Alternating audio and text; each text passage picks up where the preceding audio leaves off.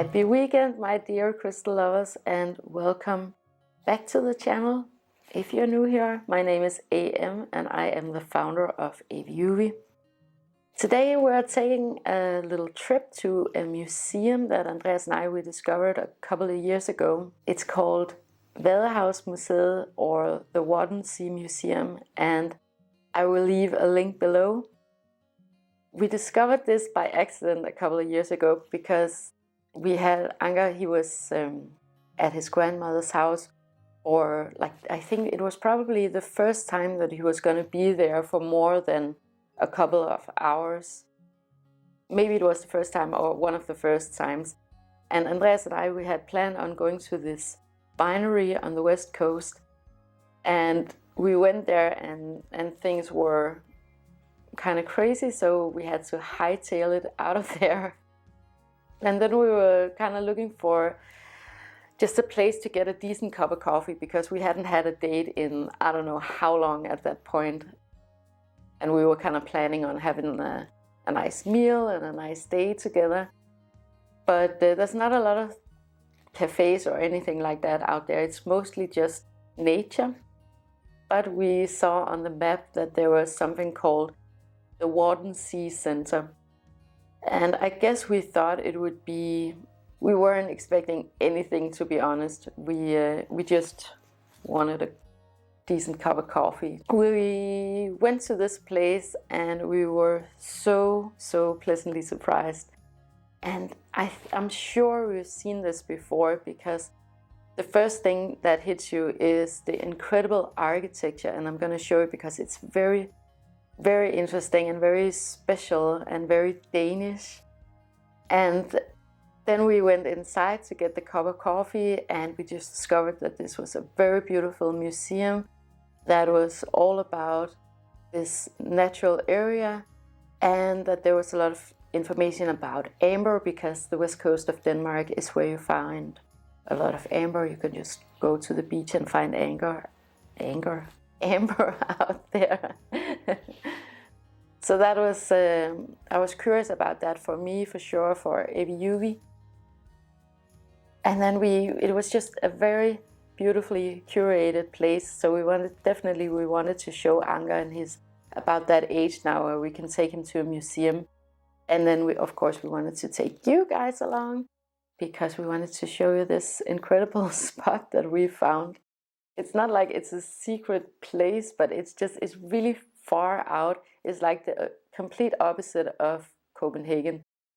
So that's just why we weren't really aware of it. Okay, what else? Yeah, so now we're just gonna pack up and get on this ride, because it's about an hour and a half from here. We're in the plant house right now. So that's what we're gonna do. We're gonna grab a lot of sweaters and a lot of clothes, because it is so windy outside today, and the west coast of Denmark is the windiest place ever. So it's gonna be double windy, but let's see how it goes. There are these trolleys that you can take a ride on and go out into the Warden Sea. It's actually, I guess it would roughly translate to the walking sea, because when the tide is out,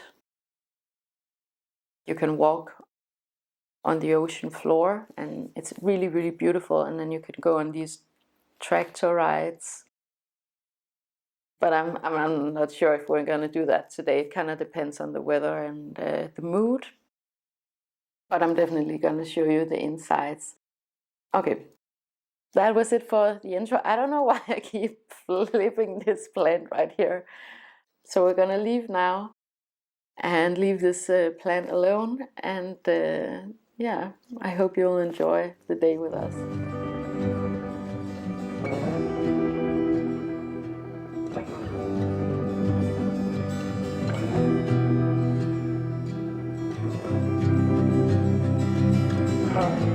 As we approach the west coast, the land becomes more and more flat.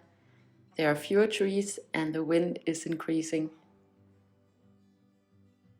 At the Warden Sea Center, nature and culture merge seamlessly. It was created by Danish architect Dorte Mandrup in 2017, and on her website it says, around 12,000 years ago, the end of the Ice Age created a 500-kilometer long coastal area we now call the Wadden Sea. The area has seen tide come and go for millions of years, creating the unique marshlands. It's virtually impossible not to be inspired by this ancient natural scenery, which is why Dorte Mandrup has created a one-of-a-kind building that pays homage to the regional material and traditional craftsmanship of the Warden Sea. And I thought that was really beautiful statement. So from the outside, the museum buildings look like both a modern version of a Viking longhouse to me, but also a traditional Danish West Coast farmhouse. The natural materials and soft edges of the buildings emphasize the surrounding marshlands, and it is as if it has just emerged from underground. Thatched roof is not only used on the roofs but also on the outer walls, which makes a really interesting and very tactile experience of this building. The inside of the museum, again, is really minimalistic, which I love it. One thing that I noticed that I really appreciated in this museum, and that's something that a lot of museums actually overlook, and it's a bit of a shame because it gives a really well-rounded experience when walking into a museum like this. But it's actually the details that makes the difference. So something like the signs and the typography and the way the lighting is, and the materials like these speakers that just look so odd but at the same time really familiar to this area. And even like a small detail like these stools that I assume are used when schools are visiting the museum. Even those little stools, they look really beautiful in the setting. In the museum there are these different rooms, and it's everything really placed together. For example, in this room with these wooden pedestals with wooden birds. And something else is that a lot of the exhibition is very interactive. So there's a digital component to all of the natural materials. And then there's this really cool wall with test tubes with all kinds of samples of things that they found out in the local area. So it's seaweed, but also amber and sand and even pieces of trash. I think it's such a beautiful expression of like a collection, and I think you can definitely do something like that. I mean, I would love to have this as a wall art in my home for sure. So actually the main selling point for us getting Anker to go on this trip was the microscopes. He had never seen a microscope, and we knew that these microscopes were really cool because they were super professional and, you know, the real deal when it comes to microscopes, but they were also digitalized. But this setup is really cool because he could just totally control it by himself and switch it around and look at whatever he wanted to see. We were there for a really long time. So what we're looking at here is, for example, is amber, and you could just shift it around and focus in on a specific area. So that worked really, really well. And then there were also pieces of sand and salt. A big thing about this museum is birds, and you don't have to be interested in birds at all to go to this museum.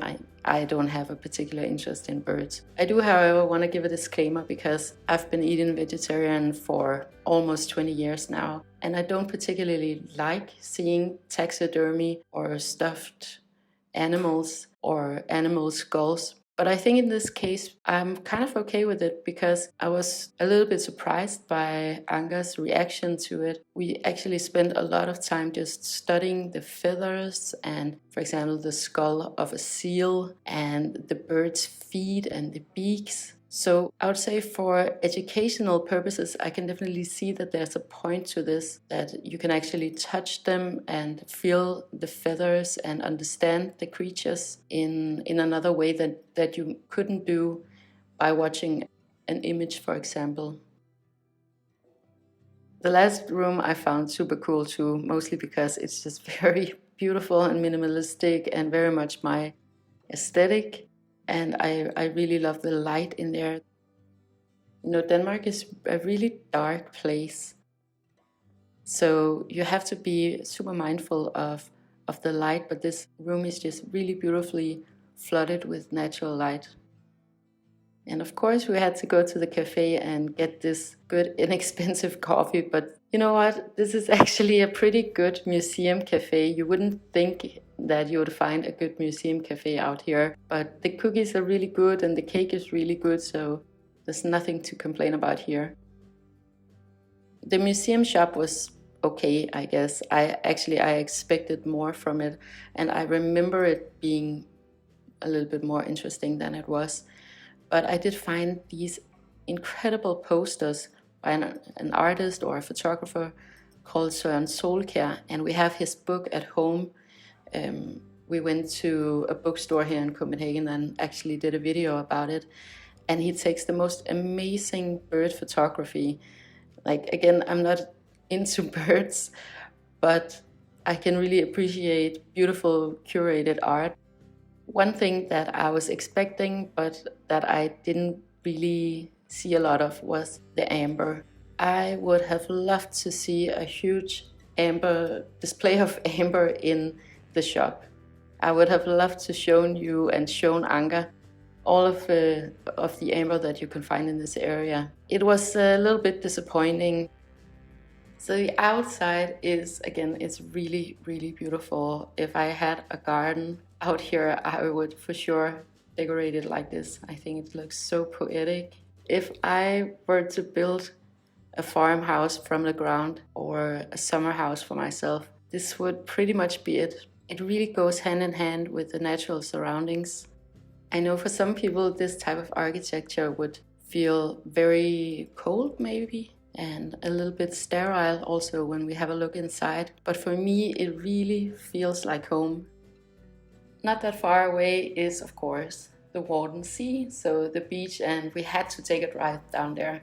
It wasn't as windy as I had expected, and it has stopped raining, so we did spend a little bit of time down there. It was high tide, so we couldn't walk out, but they also do recommend that you bring a guide because, of course, it can be super dangerous. But in the right times, you can actually walk all the way to an island. So that is definitely something for a future trip.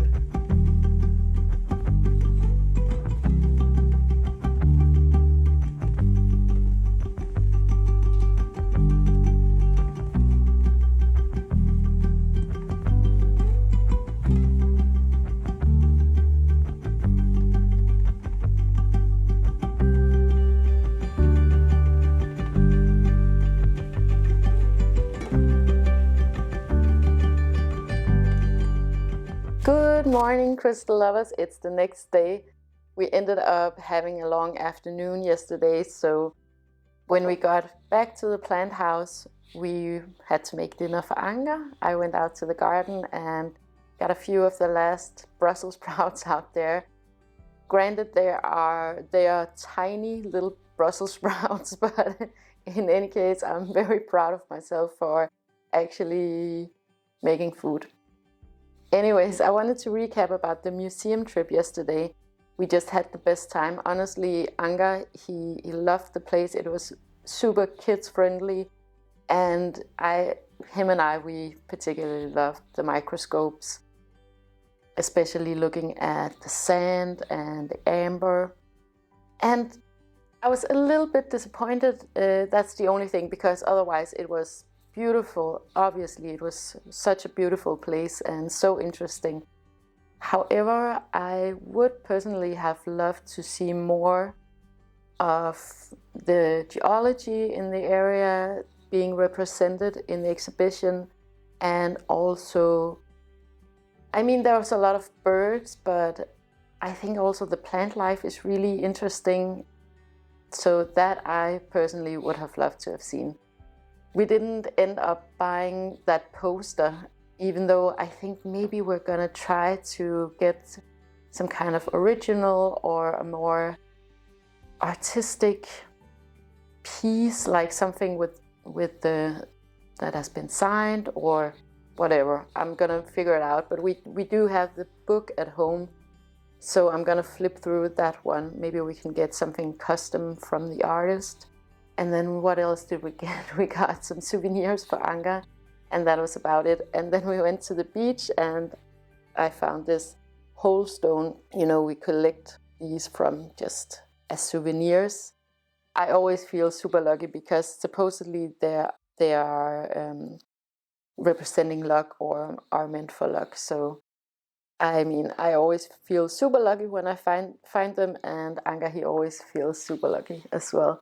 So we're always on the lookout for whole stones, because who doesn't want to feel lucky? But that was basically it for this video. I hope you enjoyed this little trip with us.